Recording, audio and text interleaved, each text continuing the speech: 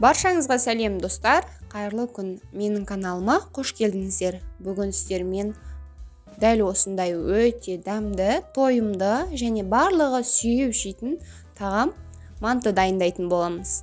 Алдымен ыдысымызды алып, ішіне кесемен өлшеп 3 кесе су құйдым. Сосын үстіне тұз салып, жақсылап араластырып, сосын ұн қосып, қамыр илейтін боламыз. Қамырды илеу барысында өте жұмсақ қылып жасаудың қажеті жоқ. Сәл ғана қаттылау болуы керек. Себебі қамырды илеп болған соң тындырып қоямыз. Сол уақытта қамыр өзі босап, жұмсаратын болады. Илеп болдық, енді 5-10 минутқа тындырып қоямыз. Ал енді салмасын дайындаймыз. Ашып алған дайын пиязымызды тураймыз. Пиязды қатты майда тураудың қажеті жоқ.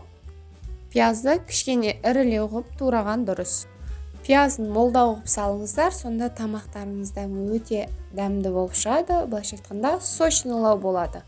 Мұздатқышта менде осындай май қалып кеткен еді. Осы майды да қосып жіберемін. Себебі мен фаршты, тартылған етті майсыз қылып алдым.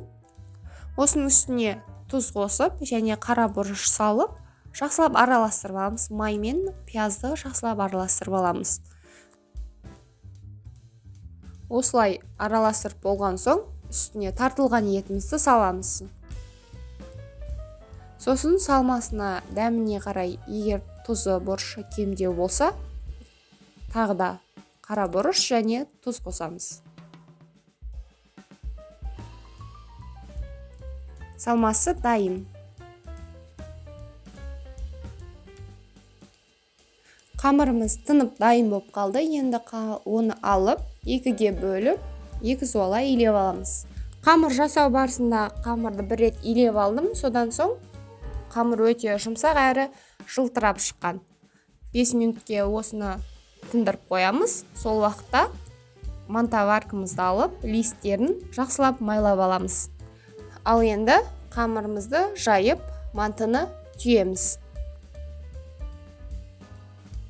Қамырды бұл жерде жаю ыңғайсыз болғандықтан, бөлек жерде жайып, дайын қылып көрсетіп жатырмын.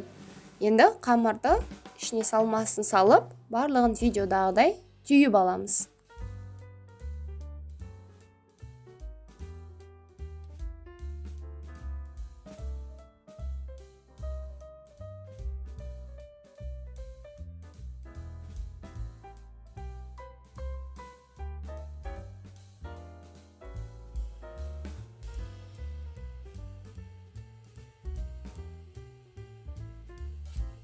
Барлық заттардан менде 3 лист толық болып шықты және 1 лист кішкене толмай қалды.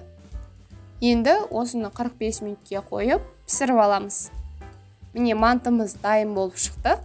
Қамыры жұмсақ, жылтырап, әдемі болып шықты. Салмасы және мол болды. Барлықтарыңызды жасап, отбасыларыңызды қуанта беріңіздер.